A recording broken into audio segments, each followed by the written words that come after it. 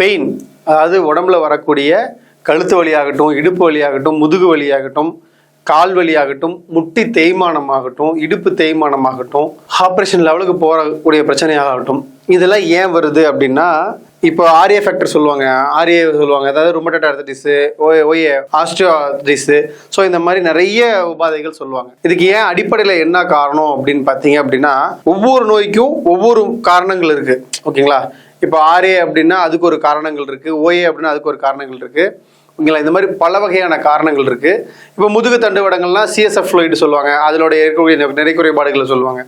So இது எல்லாமே ஒவ்வொரு இடத்துல ஒவ்வொரு பிரச்சனைகள் உருவாக்கினாலும் இது எல்லா விதமான உபாதைகளுக்கும் ஒரு அடிப்படை காரணம் இருக்குது அப்படின்னா அதுதான் வாயு, கேஸ். நம்ம இங்கிலீஷில் சொல்லணும்னா கேஸு, தமிழில் சொல்லணும்னா வாயு. மருத்துவ முறைப்படி சொல்லணும்னா முதுகு பிடிச்சிக்கிச்சுன்னு சொல்லுவாங்கள்ல, வாயு பிடிச்சிக்கிச்சும்பாங்க. திடீர்னு அங்கங்கே வாயு பிடிச்சிக்கிச்சு, நகர முடியல, கையை தூக்க முடியல, முதுகு திரும்பல, கழுத்து பிடிச்சிக்கிச்சு அப்படிம்பாங்க. இதுக்கு என்ன காரணம்னா அங்கே போய் ஏர் லாக் ஆகிறதுன்னு சொல்லலாம், இல்லை வாயு அங்கே போய் அதிகமாக உட்காந்துக்குச்சுன்னு சொல்லலாம். இதை எப்படி நீங்கள் வந்து ஃபீல் பண்ணலாம் அப்படின்னா, உங்களுக்கு அதிகப்படியான பெயின்ஸ் உடம்புல இருக்குது, வலிகள் அதிகமாக இருக்குன்னா எல்லா பக்கங்கள்லையுமே வாயுக்கள் அதிகமாக கூடிருச்சுன்னு அர்த்தம். ஓகே, இந்த வாயு கூடுறதுக்கு அப்படி என்னதான் சார் காரணம் அப்படின்னு கேட்டிங்கன்னா, அதிகமான உணவுகள் சாப்பிட்றது, ப்ரோட்டீன் ஃபுட்ஸ் அதிகமாக எடுத்துக்கிறது. சார் எல்லாருமே ப்ரோட்டீன் ஃபுட்ஸ் அதிகமாக சாப்பிட சொல்கிறாங்க, நீங்கள் என்ன ப்ரோட்டீன் ஃபுட் சாப்பிட்டதுனால தான் இப்படி வருதுங்கிறீங்க. கரெக்டு தான். இப்போ உங்களுக்கு புரிகிற மாதிரி சொல்லணும் அப்படின்னா, இப்போ காலையில் வந்து 4 முந்திரி 5 பாதாம் சாப்பிட்றீங்கன்னு வச்சுக்கோங்களேன். காலையில் எழுந்தோடனே சாப்பிட்றீங்க, ரைட்டு. சாப்பிட்டுட்டு ஒரு 5 கிலோமீட்டர் 6 கிலோமீட்டர் போயிட்டு நடந்து வந்தீங்க அப்படின்னா, வாக்கிங் போயிட்டு வரீங்க அப்படின்னா, அந்த முந்திரி பாதாம் செரித்து அது சத்தா மாதிரி உடம்புக்குள்ளே எனர்ஜியாக போயிடும். இப்போது நீங்கள் அந்த முந்திரி பாதாமை சாப்பிட்றீங்க, சாப்பிட்டதுக்கப்புறம் சும்மாவே இருக்கீங்கன்னு வச்சுக்கோங்களேன், அந்த சத்து என்ன ஆகும்னா அது நோயாக மாற ஆரம்பிக்கும். அளவுக்கு மீறினால் அமிர்தமும் விஷம் தானே. அப்போது அதிக சத்துள்ள உணவுகளை சாப்பிட்டாலும் அதுவே விஷமாக மாறுது.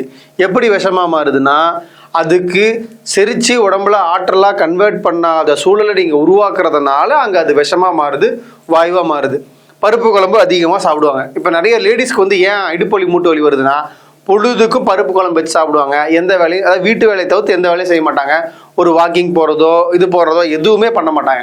காரணம் என்னன்னா, அதிக வாயுவை உருவாகக்கூடிய உணவுகள் சாப்பிட்றது தான் அங்கே பிரச்சனையே. ஸோ இதுக்கு என்ன பண்ணணும் அப்படின்னா, 3 வேளையும் வந்து பாரம்பரிய அரிசிகளில் சாப்பாடு சாப்பிட்றது, பருப்பு வகைகளை தவிர்த்துட்டு காய்கறிகள் பொரியல் மட்டும் நிறைய சேர்த்துக்கிறது, காய்கறி குழம்புகள் சேர்த்துறது,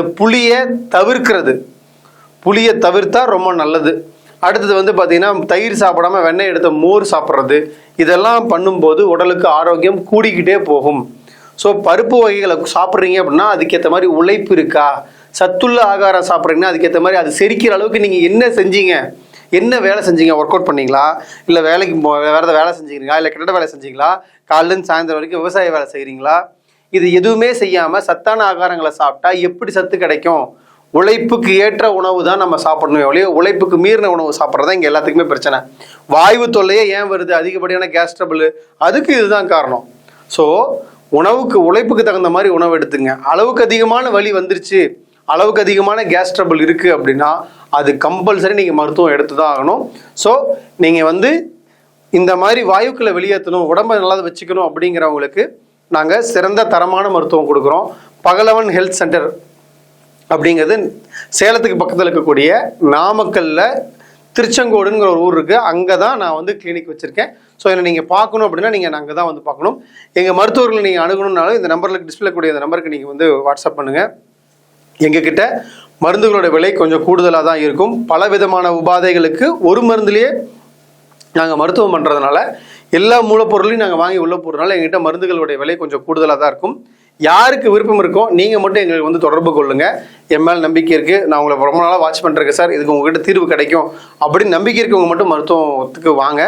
மற்றவர்களுக்கு கிடைக்க வேண்டிய மருத்துவத்தை சும்மா ஜஸ்ட் என்கொயரி பண்ணி பார்ப்போம், என்னதான் சொல்கிறாங்கன்னு பார்க்கலாம் அப்படிங்கிற எண்ணம் இருக்கிறவங்க தயவு செஞ்சு எங்களை தொடர்பு கொள்ள வேண்டாம்.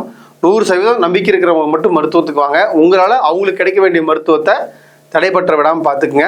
ஸோ இந்த மாதிரியான யூஸ்ஃபுல் இன்ஃபர்மேஷனுக்கு நம்ம யோகா மீடியா சேனல் சப்ஸ்கிரைப் பண்ணுங்கள். நன்றி, வணக்கம்.